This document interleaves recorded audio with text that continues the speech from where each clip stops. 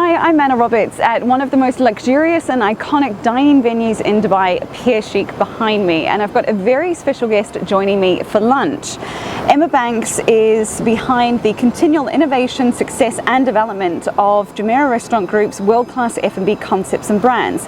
Now there's so much discussion around entrepreneurs and going out on your own that I really wanted to focus today on the corporate world and how businesses are evolving, growing and correcting the gender imbalance, particularly in the historically male-dominated world of hospitality.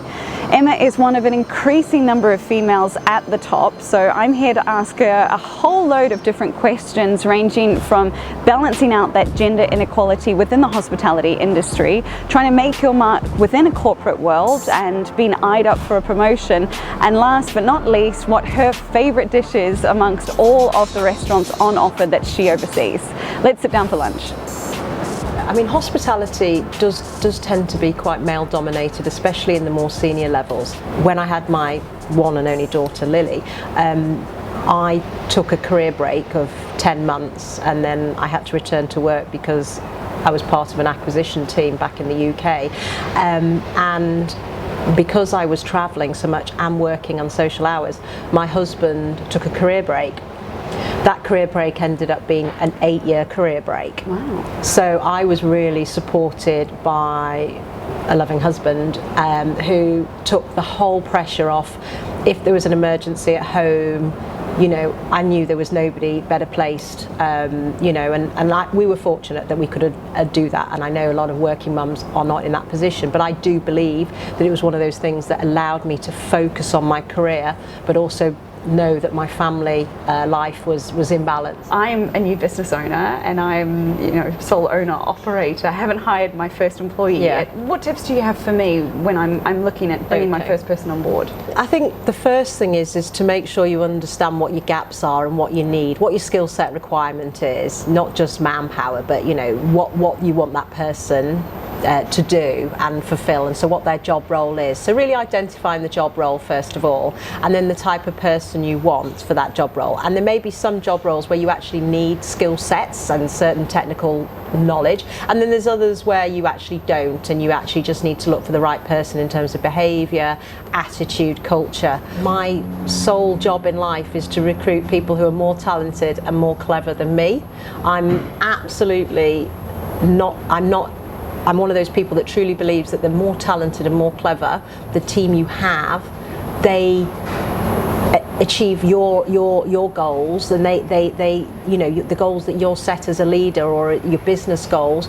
By having super talented people, they achieve it for you and sometimes exceed it. So for me, it's about getting the cleverest, most talented people. Some leaders are kind of frightened of that. I was going to reference that because I think that that's a really interesting perspective that not many people reference, in that they want people who are even more capable than they are. Oh, I absolutely do. To work not under them but with them to achieve a shared goal.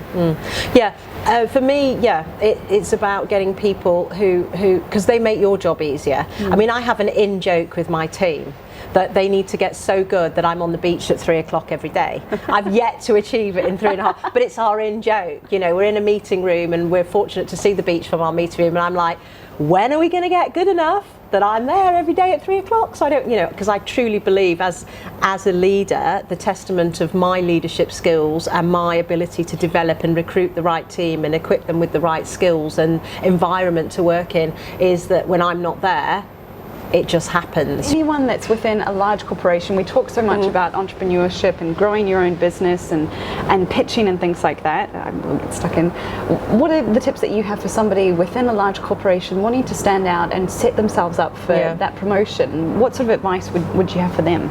Okay, well, I think the first piece of advice I have for anybody in any industry, you know, not just hospitality, is I think you've just got to be true to yourself. You know, you have to be, if you want to be successful, you've got to be doing something you enjoy. And then when you join a company, you have to be true to yourself. What I had to learn in my career was I was always very good at managing downwards. So I naturally can gravitate to working with people on the floor, you know, at an operational level. But as I got sort of more promoted within the organisation, I realised that it was just as important to manage your relationships upwards as well. So to have a good relationship with your manager and his or her manager and the people around you, because you do build a profile for yourself. So it's about having a good upwards and downwards relationship within the organisation without being political, because I go back to being yourself, you know. And yeah. Oh, this has been so wonderful. I know that we need to get stuck yes, into this. Yes, we do. Yeah. But I want to hear, just finally, what is your favourite dish then out of all of the superb restaurants that you oversee and get to experience? What's your favourite dish? You'd probably be really surprised, bearing in mind everything that we've seen in front of us on our plate today in Pier Chic, and you know, we're looking at the Burj with some of their fantastic food and beverage offers. But we have a little restaurant known as Noodle House, which is a homegrown Dubai restaurant, and I love the Thai chicken and cashew nuts there. And probably a close second is and I pronounce it wrong all the time, and it's Tam Kha Gai, I think, but anyway, it's a soup in Pai Thai, which is absolutely amazing. So it's two Asian dishes, funny enough. But then again, I was brought up in Southeast Asia, so maybe not so surprising. No. Well, I'm going to dig into what could be my new favourite dish. The Pearl. Thank you so much for your time. Thank you. And we'll see you back here for another destination lunch soon. Thank you so much, Anna. Thank you very much for joining us today. I've had the most exquisite lunch here at Pier Chic. Do come on down and try their destination lunch menu for 199 dirhams. It's perfect if you're entertaining clients. As always, if you want to be the boss of your business and life, subscribe and follow I'm Anna Roberts on Twitter, Instagram and Facebook.